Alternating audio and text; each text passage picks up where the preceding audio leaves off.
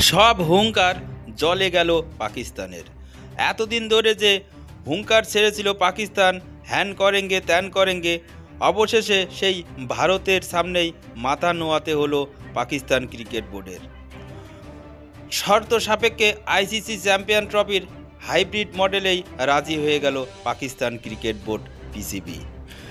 সূত্র উদ্ধৃত করে সংবাদ মাধ্যমে রেল স্পটের প্রতিবেদনে জানানো হয়েছে যে 3 শর্তে পিসিবি হাইব্রিড মডেলে রাজি হয়েছে। তার মধ্যে প্রথম শর্ত হলো যে আইসিসি চ্যাম্পিয়ন ট্রফি আয়োজনের যে টাকা দেওয়া হতো সেটা $5 মিলিয়ন মতো বাড়িয়ে দেওয়া হোক, এটার দাবি করেছে পাকিস্তান।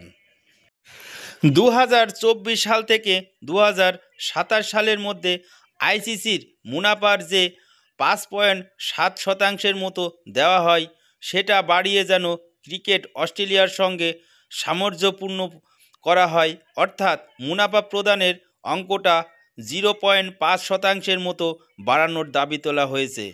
সেই সঙ্গে 2031 সাল পর্যন্ত ভারতে যে আইসিসি ইভেন্ট হবে সেগুলিও হাইব্রিড মডেলে করার পক্ষ সওয়াল করেছে পিসিবি।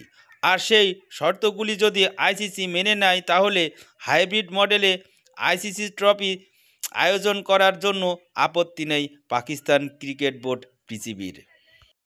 সংশ্লিষ্ট মহলের মতে এতদিন যে হুঙ্কার দেওয়া হচ্ছিল সেখান থেকে সরে এসে পাকিস্তান বোর্ডকে বাস্তবের মাটিতে তো নামতেই হতো, কারণ ভারতকে ছাড়া তো পিসিবির পক্ষে আইসিসি চ্যাম্পিয়ন ট্রফি আয়োজন করা সম্ভবই না। আর পাকিস্তানে খেলতে যাবে না ভারতও।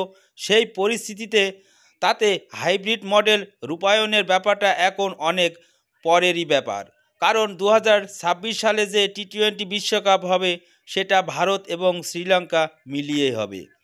2031 সালের একদিনের বিশ্বকাপ হবে ভারত এবং বাংলাদেশে।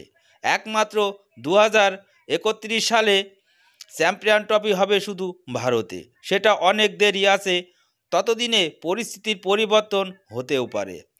আর তাছাড়া পাকিস্তানের খেলতে না যাওয়ার আর ভারতে খেলতে না আসার মধ্যে আকাশ পাতাল তফাতও আছে।